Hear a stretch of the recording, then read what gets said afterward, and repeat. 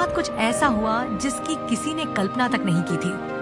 आसमान गरज रहा था, बारिश लगातार बरस रही थी और अचानक गांव पर एक ऐसा साया छा गया कि लोग अपने ही घरों से डरने लगे। अचानक आसमान चीरती हुई एक जोरदार बिजली गिरी।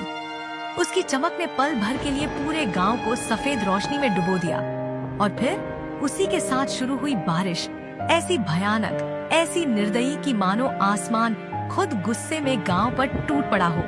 पानी की मार इतनी तेज थी कि हर किसी की रूह कांप उठी।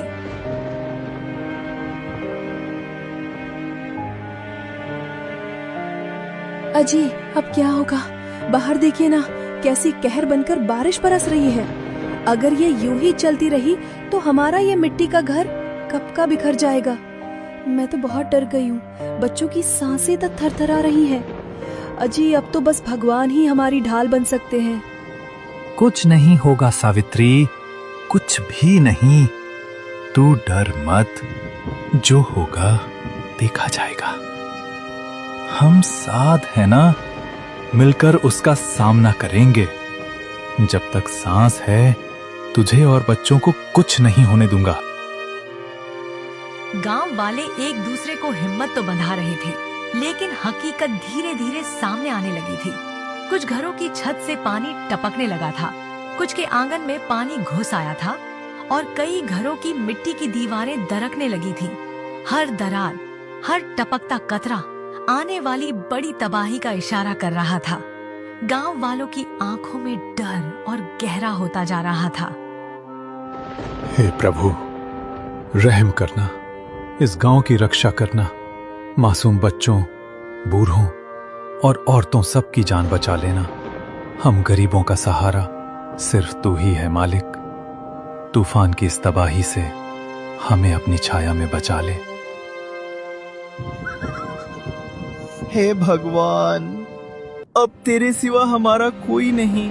तू ही बचा ले प्रभु, इस मुसीबत से हमें निकाल ले। इन मासूम बच्चों, इन बेबस औरतों, इन बूढ़ी आंखों पर रहम कर दे। अपनी शरण में ले ले प्रभु, इस तूफान की तबाही से हमें बचा ले। गांव के सभी लोग इस तबाही के मंजर को डरे सहमे देख रहे थे। हर आंख में दहशत थी, हर दिल में सवाल। तभी गांव का एक आदमी कांपती आवाज में बोला, हे भगवान, अब हम कहाँ जाएंगे? चारों तरफ पानी ही पानी है, आसमान से तबाही बरस रही है। अब हमारा क्या होगा प्रभु? कौन हमें इस विनाश से बचाएगा? तू ही सहारा है, तू ही हमारी आखिरी उम्मीद है। एक काम करते हैं भाइयों, सुनो सब, अपनी अपनी औरतों और बच्चों को लेकर बाहर निकलो।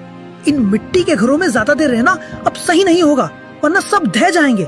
आओ सब मिलकर चलते हैं मुखिया जी के घर। वही एक पक्का मकान है, वही हमें अब सहारा दे सकता है। यही सोचकर गांव वाले अपने अपने बच्चों, औरतों और बुजुर्गों को साथ लेकर घरों से बाहर निकल पड़े। मूसलाधार बारिश सिर पर बरस रही थी और आसमान को चीरती बिजली बार बार चमक रही थी, लेकिन सबको एक ही उम्मीद थी, मुखिया का पक्का घर। डर और घबराहट से कांपते हुए, भीगी देह और थरथराते कदमों के साथ पूरा गांव उस घनघोर बारिश और बिजली की गड़गड़ाहट के बीच मुखिया के घर की ओर बढ़ चला। गांव का मुखिया अपने घर के अंदर बैठा बारिश का मजा ले रहा था। तभी अचानक बाहर से कुछ लोगों की तेज आवाजें उसके कानों तक पहुंची। मुखिया भारी कदमों से बाहर जाने लगा, ये देखने की मामला क्या है। मुखिया जी, दया कीजिए, रहम कीजिए मालिक, हमें इस तूफान से बचा लीजिए। हमारे घर उजड़ गए, दीवारें ढह गईं, छतें बह गईं, सब कुछ बर्बाद हो चुका है। अब तो सिर्फ आप ही हमारी आखिरी उम्मीद है। मुखिया जी, हम पर कृपा कीजिए, हमें अपने घर में शरण दे दीजिए। हमारे छोटे छोटे बच्चे ठंड और बारिश में कांप रहे हैं। उनके नन्हे होठ नीले पड़ गए हैं, आंखों में डर और भूख की चीख है। मुखिया जी, रहम कीजिए, दया कीजिए मालिक। अगर अब आपने हाथ नहीं बढ़ाया तो शायद हम सब ये रात जिंदा नहीं देख पाएंगे। तुम सबको क्या लगता है कि मैं तुम जैसे गरीबों को अपने घर में आसरा दूंगा? नहीं, बिल्कुल नहीं।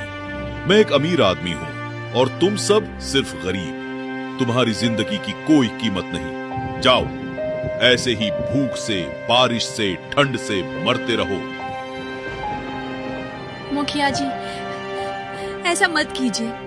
हमारे मासूम बच्चे इस करकराती ठंड और मूसलधार बारिश को अब और सह नहीं पा रहे हैं। उनके छोटे छोटे जिस्म कांप रहे हैं। रो रो कर उनकी सांसें थम सी गई हैं।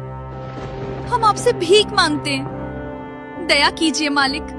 बस इस तूफान के थम जाने तक हमें अपने घर में शरण दे दीजिए। इसके बाद हम चुपचाप लौट जाएंगे, लेकिन अभी हमारे बच्चों की जान आपके हाथों में। बस, बहुत हो गया तुम्हारा ये रोना धोना और नाटक। दिमाग मत खराब करो मेरा। निकल जाओ यहां से, अभी क्या अभी। भागो, सब भागो यहां से, वरना अच्छा नहीं होगा। गांव वाले मुखिया की इस दरिंदगी से पूरी तरह हार चुके थे। उनकी आंखों से उम्मीद की आखिरी किरण भी बुझ चुकी थी। सुनो सब लोग, अब हमारे पास कोई और रास्ता नहीं बचा है।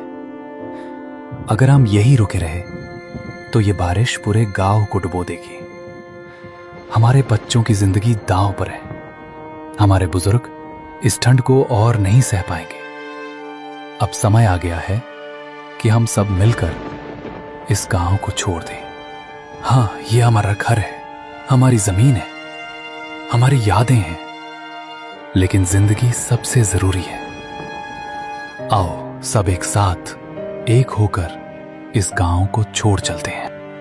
और फिर उस काली रात को गांव के सभी लोग अपने छोटे बड़े बूढ़े बच्चों को लेकर आंसुओं के साथ उस गांव को छोड़कर चले गए। उनकी आंखों में दर्द था, पर जिंदगी बचाने की मजबूरी भी। लेकिन अकेला एक इंसान था जो उस गांव में रह गया, मुखिया।